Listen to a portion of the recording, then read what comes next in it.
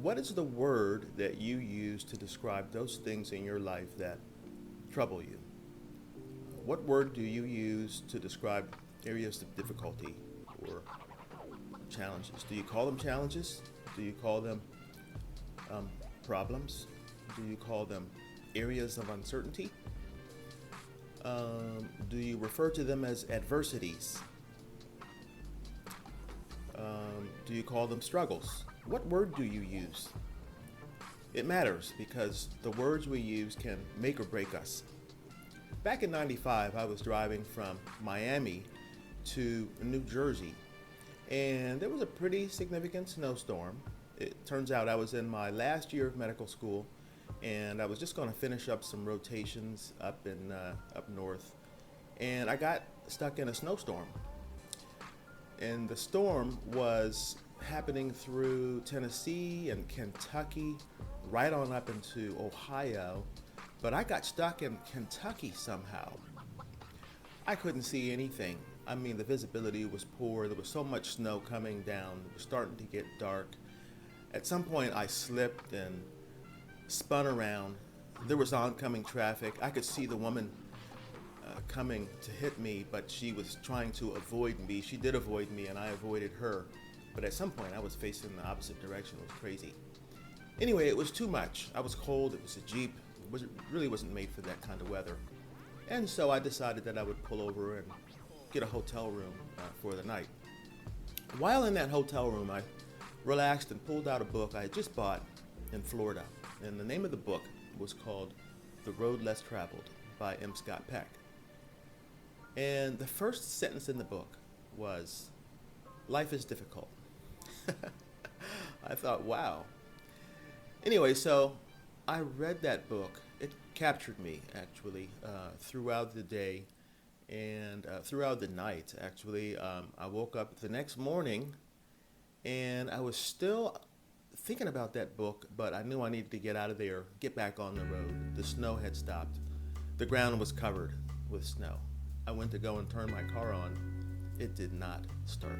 I tried multiple times. Didn't start. I checked the battery. I checked the starter. I did all sorts of things. The car wasn't starting that day, and there wasn't anybody available to really help. I mean, can you imagine how many cars were not starting that day?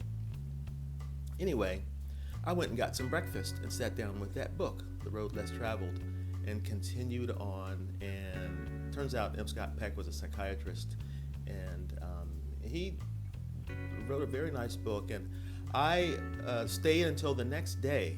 I just read that book all day long. And then I read it into the next night, and then the following night. Well, I finished the book, and it was time for me to get out of there and make sure I got to New Jersey to start my rotation. Turns out I needed to just rent a car and drive away. And you know, I did that. I was able to rent a car and just leave. And it's not that it's difficult renting a car or driving away, but I left there with so much clarity and so much brevity. I mean, I felt light. It was amazing. I felt good, actually. And I couldn't understand why I felt good. I mean, it was that book.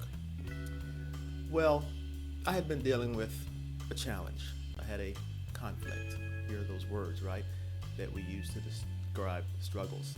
I had a conflict, and that conflict was that I was entering my last year of medical school, and I had seen what the practice of medicine was. Generally, people have a health condition, a medical problem, a medical issue, some medical difficulties, and then they have some challenges with function. They see a doctor, and the whole idea is that we help them hopefully restore their function. And I was fine with that part, but what I wasn't fine with was I wanted to see people soar. I wanted to see people fly. I wanted to see people pursue and fulfill their potential. And I wasn't sure that I would be able to do that as a physician. As a matter of fact, the way I saw medicine practiced, I was pretty certain I wasn't going to be able to do that. But the challenge was I was deeply already in debt as a young man because I took out loans to go into medical school, and I was just getting ready to finish. Anyway, it's not that I didn't have this challenge anymore, But I felt like there would be some solutions coming, and after reading that book, I got in that car, that rental car, and drove away and left my Jeep in Kentucky. Well, I went on and graduated and started a practice, but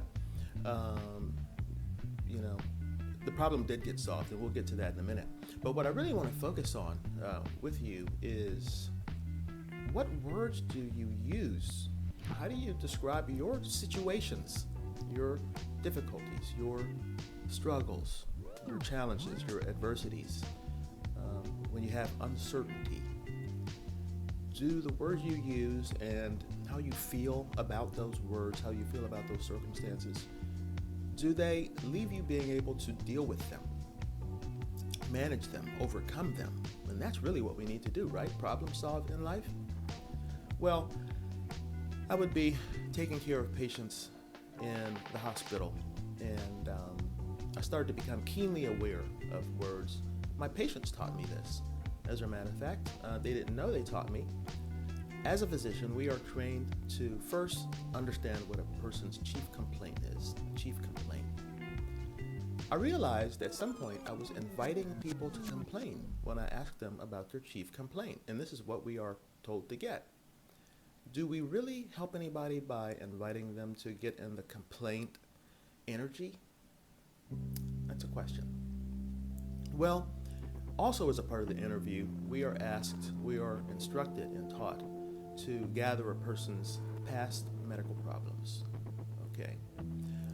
Now, sometimes I would ask people about their past medical problems, and I say problems, right?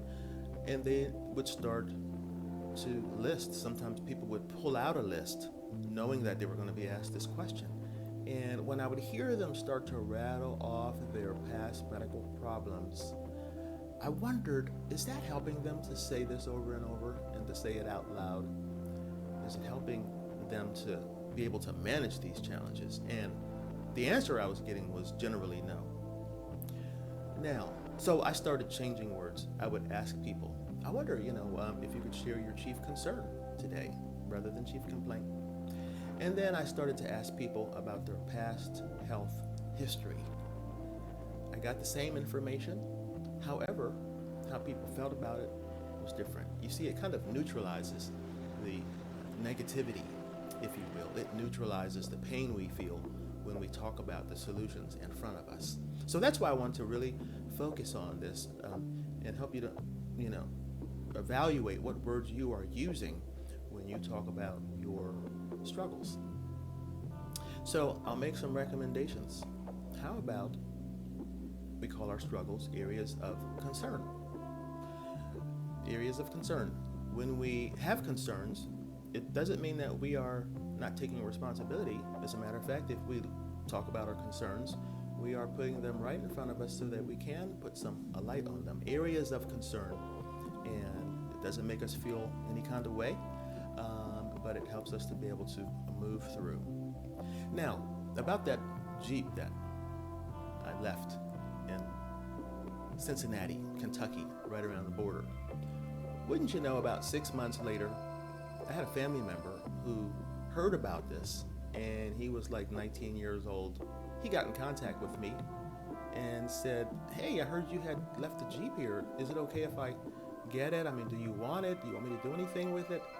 And I told him, no, I don't want to have anything to do with it, actually. I was getting ready to graduate. I was going to buy a new car.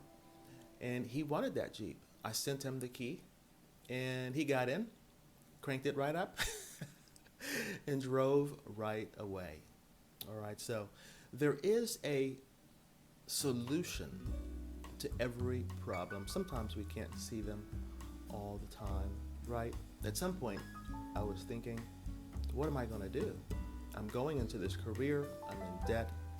How am I going to help people to fulfill their potential? Where am I going to have these conversations that help people to get where they want to go? How do I really talk about this? Because it's a subject matter that I need to focus on myself. How am I going to do that? And look at the conversation we are having right now. So, my prayer for you today, for your victory, is to be mindful of the words you are using, not just the words, but the energy associated with those words. Let's make sure that these words, that energy, is conducive with helping you to overcome, feel good about, and managing the conditions that you have in front of you, the challenges, the adversity, sometimes the uncertainty. Sometimes they can be significant, like that snowstorm I had. Now, I called it significant at the time. It's because I've sort of trained myself to not exaggerate and not make the problems, the challenges in front of me bigger than I am. All right, so that is what I'm prescribing to you today so that you can keep winning. Thanks so much for joining the Winner's Circle, this 10X community. I'm Dr. Sean, and the whole idea here is to see you live your best life. We use 10X because it's not vague. We can multiply it and get a discrete something, a discrete goal. It's not just doing better. We don't want to just do better, because when we set out to do better, then sometimes we don't do anything because it doesn't really mean a whole lot. All right, it's not a vague a goal when we say 10x. Take care, guys. Have a great day. Keep winning.